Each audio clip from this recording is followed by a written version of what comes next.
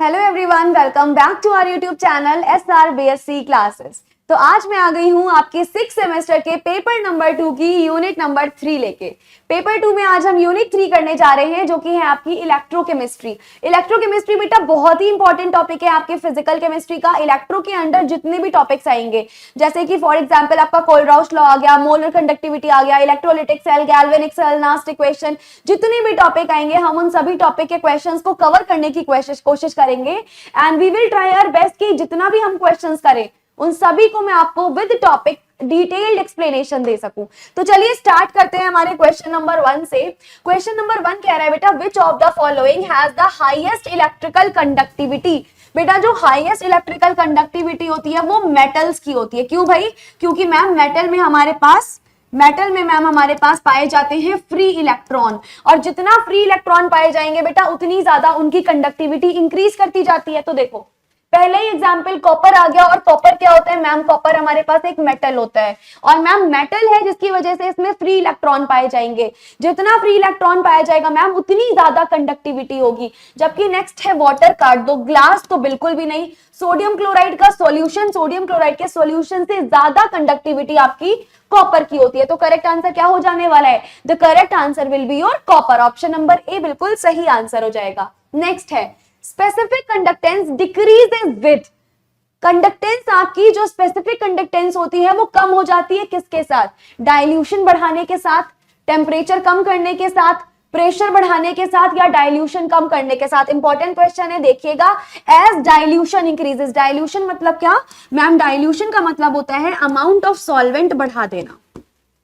Dilution का बेटा मतलब होता है अमाउंट ऑफ सॉल्वेंट बढ़ा देना। जैसे कि आप शरबत बना रहे हो, उस शरबत में आपने पानी की मात्रा बहुत ज्यादा बढ़ा दी, या सब्जी बना रहे हो, सब्जी में आपने पानी बहुत ज्यादा डाल दिया। कहीं अगर हम सॉल्वेंट बहुत ज्यादा डाल देते हैं बेटा, उसको हम बोलते हैं डाइल्यूट कर देना। यानी जैसे जैसे आपका डाइल्यूशन इंक्रीज होता है, आपके number of ions per unit volume increase होंगे। जितना ज्यादा सॉल्वेंट जाएगा उतना ज्यादा आयंस बढ़ेंगे, सीधी सी बात है। और जैसे जैसे आयंस बढ़ेंगे बेटा वैसे वैसे आपकी स्पेसिफिक कंडक्टेंस डिक्रीज होती जाएगी। यानी करेक्ट आंसर क्या है मैम? करेक्ट आंसर है ऑप्शन नंबर ए। जो स्पेसिफिक कंडक्टेंस है ना मैम, वो डिक्रीज करती जाती है इंक्रीज डाइल्यूशन के साथ साथ। जैसे जैसे आपका डाइल्यूशन बढ़ेगा मैम, आपकी स्पेसिफिक कंडक्टेंस डिक्रीज करती जाएगी। तो करेक्ट ऑप्शन कौन सा होने वाला है? ऑप्शन नंबर ए। नेक्स्ट है which law explains the limiting molar conductivity. बेटा लिमिटिंग मोलर कंडक्टिविटी या लिमिटिंग मोलर कंडक्टेंस को कौन सा लॉ बताता है? Ohm's law, Faraday's law, Kohlrausch law, या फिर ओस्टवाल्ड्स डाइल्यूशन लॉ। बहुत इजी सा क्वेश्चन है, देखते ही कर दोगे, ऐसा बिल्कुल पद्दू सा क्वेश्चन है। बताओ कौन सा है जो लिमिटिंग मोलर कंडक्टिविटी को बताता है मैम? सीधी सीधी बात है, कोलराउश लॉ। कोलराउश लॉ में ही तो हम लिमिटिंग मोलर कंडक्टिविटी की डिटेल में स्टडी करते हैं ना, जबकि ओम्स, फेराडे इन सभी में थोड़ी ना करते हैं, है ना जी। अच्छा मुझे कमेंट में बताइएगा कि फेराडे का फर्स्ट लॉ क्या कहते हैं और फेराडे का सेकंड लॉ क्या कहता है। What is the Faraday's first law and Faraday second law? Do comment in the comment section. Next आ जाइए, what is the unit of molar conductivity. बेटा मोलर कंडक्टिविटी की यूनिट क्या होती है बताइएगा। मोलर कंडक्टिविटी की बेटा यूनिट होती है siemens metre square mole inverse.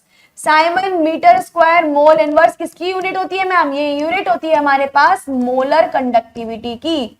क्या यूनिट हुई मोलर कंडक्टिविटी की? Siemens metre square mole inverse. यानी करेक्ट आंसर क्या होगा? Option number 1 siemens metre square mole inverse किसकी करेक्ट यूनिट हुई मैम? मोलर कंडक्टिविटी की। तो करेक्ट आंसर हुआ option number A. Ostwald's dilution law is applicable only to. जो Ostwald का डाइल्यूशन लॉ होता है वो बेटा कौन से इलेक्ट्रोलाइट पे बेस्ड होता है मैम? कितनी बार पढ़ा हुआ है हम लोगों ने? मतलब मैंने तो नहीं पढ़ाया ऑब्वियसली, लेकिन आप लोगों ने पढ़ा होगा। जो ओस्टवाल्ड्स का डाइल्यूशन का लॉ होता है बेटा वो वीक इलेक्ट्रोलाइट्स के लिए होता है, हमेशा याद रखिएगा।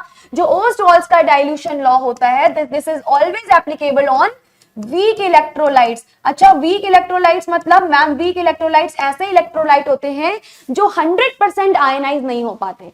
जबकि स्ट्रॉन्ग इलेक्ट्रोलाइट कौन से होते हैं ma'am? Strong electrolytes are those electrolytes जो 100% आयनाइज हो जाएंगे। जबकि मैम जो वीक होते हैं वो 100% आयनाइज नहीं हो पाते। जो तुम्हारा ओस्टवाल्ड का डाइल्यूशन लॉ है बेटा वो वीक इलेक्ट्रोलाइट्स पर वैलिड होता है। यानी करेक्ट आंसर होगा option number B. Next, according to Arrhenius theory electrolytes dissociate into. Arrhenius theory के अकॉर्डिंग बेटा जो इलेक्ट्रोलाइट्स डिसोसिएट होते हैं वो किसमें? फॉर एग्जाम्पल बेटा हमारे पास NaCl है, अगर NaCl डिसोसिएट होगा तो क्या बनाएगा मैम, Na पॉजिटिव बनाएगा, Cl माइनस बनाएगा। इनको क्या बोलते हैं मैम, इन्हीं को तो हम आयंस बोलते हैं। तो करेक्ट आंसर क्या आएगा मैम, करेक्ट आंसर आएगा ऑप्शन नंबर सी, आयंस। ये ब्रेक होके क्या बनाएगा मैम, ये ब्रेक होके आयंस बनाएगा। Strong electrolytes completely dissociate, do not dissociate, partially dissociate या फिर आयंस ही नहीं होते। मैम सीधी सीधी बात है, अभी आपने बताया कि जितने स्ट्रॉन्ग इलेक्ट्रोलाइट होंगे ना वो कंप्लीटली डिसोसिएट हो जाएंगे सॉल्यूशन में। जितने स्ट्रॉन्ग इलेक्ट्रोलाइट होंगे मैम वो कंप्लीटली डिसोसिएट हो जाएंगे सॉल्यूशन में। तो करेक्ट आंसर होगा option number A. Next, the conductance of pure water. बेटा जो प्योर वाटर होता है हमारे पास उसकी कंडक्टेंस क्या होती है बताइएगा जरा। जो प्योर वाटर होता है उसकी कंडक्टेंस क्या होती है, सुनिएगा। प्योर वाटर के पास बहुत ही कम H+ और OH- आयन होते हैं, तो बेटा इसकी जो कंडक्टेंस होती है वो बहुत कम हो जाती है। यानी प्योर वाटर की कंडक्टेंस कितनी हुई मैम, जो प्योर वाटर होता है ना उसकी कंडक्टेंस वेरी हाई तो पॉसिबल ही नहीं है मैम, कम होती है, दैट मींस वेरी लो जो है वो बिल्कुल सही आंसर होगा। क्योंकि प्योर वाटर की जो कंडक्टेंस होती है बेटा वो बहुत कम हो जाती है, क्योंकि नंबर ऑफ आयंस यहां पर कम हो जाते हैं। तो करेक्ट आंसर होगा ऑप्शन नंबर सी। नेक्स्ट आ जाइए, specific conductance is represented by what. इससे कप्पा से, सिग्मा से या फिर फाई से। ये तो बहुत बच्चों वाला क्वेश्चन है यार, बच्चों वाला क्वेश्चन आ गया, पूछना ही नहीं चाहिए था ये क्वेश्चन। स्पेसिफिक कंडक्टेंस को रिप्रेजेंट किया जाता है मैम कप्पा से। कप्पा बोले तो option number B, specific conductance is represented by kappa. Unit of specific conductance, kappa की यूनिट बता दो मैम। इसमें क्या है, जरा सी चीज है, कप्पा की यूनिट होती है ओम इनवर्स सेंटीमीटर इनवर्स। जो कप्पा की यूनिट होती है वो क्या होती है, this would be ohm inverse centimetre inverse. यानी करेक्ट आंसर क्या होगा मैम, करेक्ट आंसर होगा अपने पास ऑप्शन नंबर बी। नेक्स्ट आ जाइए, इन द हिटॉर्फ मेथड। बेटा जो हिटॉर्फ मेथड होता है, transport number is calculated using what. जो ट्रांसपोर्ट नंबर कैलकुलेट करता है वो किसके अकॉर्डिंग करता है, according to colour change, according to weight loss, according to concentration change in compartments, या according to the temperature change. किसके अकॉर्डिंग करता है, इंपॉर्टेंट क्वेश्चन है, सुनिएगा। हिटॉर्फ मेथड में बेटा transport number is based on how ion concentration change. कैसे ion की कंसंट्रेशन चेंज हो रही है बेटा, पूरा इसी पर बेस्ड होता है। यानी करेक्ट आंसर क्या होगा मैम, करेक्ट आंसर होगा कंसंट्रेशन चेंज इन कंपोनेंट्स, या कंपार्टमेंट्स में कैसे कैसे मैम हमारी कंसंट्रेशन चेंज हो रही है, ये पूरा उसी पे डिपेंड करता है। यानी करेक्ट आंसर होगा आपका बेटा ऑप्शन नंबर सी। नेक्स्ट आ जाओ, moving boundary method is used to determine what. जो मूविंग बाउंड्री मेथड है वो किसके डिटरमिनेशन के लिए किया जाता है यूज, क्या डिग्री ऑफ डिसोसिएशन के लिए, क्या कंडक्टिविटी के लिए, क्या ट्रांसपोर्ट नंबर के लिए, या फिर इक्विवेलेंट वेट के लिए। तो सुनिएगा, ट्रांसपोर्ट नंबर के कैलकुलेशन के लिए। याद करो जब तुमने ट्रांसपोर्ट नंबर पढ़ा होगा तब ये पढ़ा होगा मेथड। ट्रांसपोर्ट नंबर कैलकुलेट करने के लिए बेटा ये मेथड इन्वॉल्व करा जाता है और इसमें विजुअल ट्रैकिंग ऑफ आयन होता है ड्यूरिंग द माइग्रेशन। तो करेक्ट आंसर क्या होगा ma'am, option number C, transport number. Debye Huckel Onsager equation किस पे अप्लाई की जाती है, मोस्ट इंपॉर्टेंट क्वेश्चन समझ लो। डेबे-हकल से क्वेश्चन आने की चांसेस बहुत होते हैं बेटा। डेबे-हकल की जो ऑन-सेगर इक्वेशन है वो किस पे अप्लाई होती है ma'am, Debye Huckel Onsager equation explains why strong electrolytes don't follow Ostwald's dilution law। यानी किस पे वैलिड होता है ये मैम, ये होता है अपने स्ट्रॉन्ग इलेक्ट्रोलाइट्स पे। तो करेक्ट आंसर क्या होगा मैम, ऑप्शन नंबर बी। चलिए, transport number of cation and anion is, बेटा कैटायन और एनायन दोनों की ट्रांसपोर्ट नंबर कितनी होती है, बहुत easy question ma'am 1। Transport number of cation and anion is ma'am 1। Next आ जाओ, equivalent conductance increases with dilution. जो तुम्हारा इक्विवेलेंट कंडक्टेंस है, लैम्डा इक्विवेलेंट, इंक्रीज हो जाता है डाइल्यूशन के साथ। ऐसा क्यों, क्या नंबर ऑफ आयन डिक्रीज हो जा रहे हैं, क्या विस्कोसिटी बढ़ रही है, क्या टेम्परेचर घट रहा है, या फिर इंटर आयनिक अट्रैक्शन घट रहा है। तो करेक्ट आंसर सुनो, करेक्ट आंसर होगा इंटर आयनिक अट्रैक्शन घटता है। क्यों, क्योंकि मैम डाइल्यूशन रिड्यूस हो जाएगा। डाइल्यूशन की वजह से मैम जो आयन आयन इंटरेक्शन है ना वो कम हो जाएगा, जिसकी वजह से आयन जो होंगे और भी ज्यादा फ्रीली मूव करेंगे। यानी जो हमारा ये है ना, ये इंक्रीज होता है अपना इलेक्ट्रिकल कंडक्टेंस डाइल्यूशन के साथ में, क्योंकि मैम इंटर आयनिक अट्रैक्शन जो है वो कम हो जाता है। तो करेक्ट आंसर होगा बेटा option number C. Next, limiting molar conductivity is. Limiting molar conductivity lambda M की हाईएस्ट वैल्यू है या लोएस्ट वैल्यू है, या फिर जीरो है या फिर एवरेज है। लिमिटिंग मोलर कंडक्टिविटी बहुत डिटेल में पढ़ा होगा, highest molarity sorry highest value है। क्यों भाई? क्योंकि यहां पर आपका टर्म आता है इनफाइनाइट डाइल्यूशन।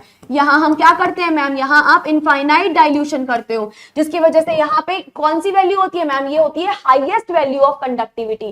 करेक्ट आंसर क्या होने वाला है मैम? करेक्ट आंसर होने वाला है ऑप्शन नंबर बी। याद करिएगा, यहां पर आपका इनफाइनाइट डाइल्यूशन हो जाता है। What happens to equivalent conductivity यानी lambda equivalent with increasing dilution? अगर हमने डाइल्यूशन बढ़ा दिया तो इक्विवेलेंट कंडक्टिविटी पर क्या इफेक्ट आ जाएगा मैम? ये भी हमारी इंक्रीज हो जाएगी, क्योंकि आयंस और भी ज्यादा फ्रीली मूव करेंगे। सेम है, बस कॉन्सेप्ट तरीका क्वेश्चन पूछने का बदल दिया। यानी ये क्या हो जाएगी मैम, जैसे जैसे डाइल्यूशन बढ़ेगा आपकी जो इक्विवेलेंट कंडक्टिविटी होगी वो बढ़ जाएगी। यानी करेक्ट आंसर होगा option number B, that is increases. Next आ जाओ, Kohlrausch law is useful to, क्या सेल कांस्टेंट निकालने के लिए करते हैं मैम? कैसी बातें कर रही हो। रेजिस्टेंस निकालने के लिए मैम? कैसी बातें कर रही हो। इनफाइनाइट डाइल्यूशन के लिए बिल्कुल सही मैम, कोलरॉश लॉ का यूज किया जाता है इनफाइनाइट डाइल्यूशन फाइंड आउट करने के लिए। Next, according to Arrhenius degree of dissociation alpha is what? Arrhenius के अकॉर्डिंग डिग्री ऑफ डिसोसिएशन क्या होता है? क्या ये नंबर ऑफ आयंस है? क्या ये मोल्स ऑफ सोल्यूट है? क्या ये फ्रैक्शन ऑफ मॉलिक्यूल्स डिसोसिएटेड है या फिर मोलैरिटी है? तो सीधी सी बात है बेटा, जो हमारा अल्फा है that is dissociated molecule. Alpha का मतलब होता है dissociated molecules upon total molecules. यानी करेक्ट आंसर क्या हो जाएगा मैम? ये जो डिग्री ऑफ डिसोसिएशन है ये बताता है फ्रैक्शन ऑफ मॉलिक्यूल्स डिसोसिएटेड, यानी कितने मॉलिक्यूल ऐसे हैं मैम जो डिसोसिएट हो चुके हैं। तो करेक्ट आंसर क्या होगा मैम? 19 का करेक्ट आंसर होने वाला है ऑप्शन नंबर सी। आगे बढ़िए, स्ट्रॉन्ग इलेक्ट्रोलाइट शोज व्हाट? जो स्ट्रॉन्ग इलेक्ट्रोलाइट होते हैं यानी जो 100% आयनाइज हो जाते हैं, क्या वो लीनियर कंडक्टेंस वर्सेस डाइल्यूशन का ग्राफ दिखाते हैं? क्या वो नॉन लीनियर बिहेवियर शो करते हैं? क्या कंडक्टिविटी ही नहीं दिखाते या फिर शार्प पीक दिखाते हैं? इंपॉर्टेंट क्वेश्चन है, क्वेश्चन इंपॉर्टेंट मार्क कर लेना, क्योंकि यहां पर फुल डिसोसिएशन या फिर आप लिखो यहां पर कंप्लीट डिसोसिएशन हो जाता है। कंप्लीट डिसोसिएशन हो जाएगा, कंप्लीट डिसोसिएशन हो जाता है। और यहां पर आयन आयन इंटरेक्शन भी है, जिसकी वजह से strong electrolyte deviate from linear graphs. कौन से लीनियर ग्राफ दिखाते हैं मैम? ये लीनियर ग्राफ से डेविएट हो जाते हैं और हमें दिखाते हैं ये नॉन लीनियर बिहेवियर। कौन सा behaviour? Non linear behaviour. Next आ जाओ, measurement of conductance is based on. Conductance का मेजरमेंट किस पे बेस्ड होता है? क्या फैराडेज पे बेस्ड होगा, ओम्स पे बेस्ड होगा, बॉयल्स पे या फिर चार्ल्स पे? कंडक्टेंस बहुत इजी क्वेश्चन है मैम। कंडक्टेंस हम मेजर करते हैं ओम्स लॉ से। What is Ohm's law? V is equals I R. Conductance किससे भी मेजर किया जाता है मैम? कंडक्टेंस मेजर किया जाता है अपना ओम्स लॉ से। तो करेक्ट आंसर क्या होगा? Option number B.